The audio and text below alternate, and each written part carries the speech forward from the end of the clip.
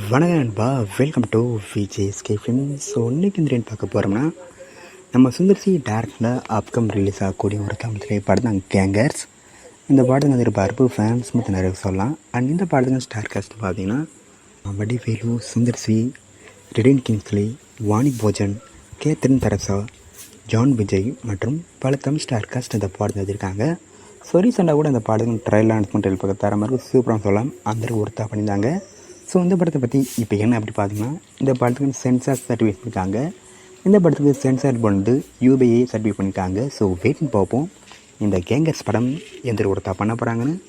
And இந்த படத்தை இப்போ ஏப்ரல் 24 தேட்டருக்கு போகிறாங்களாம். ஸோ இந்த படத்தை தேட்டருக்கு போய் பாருங்கள்.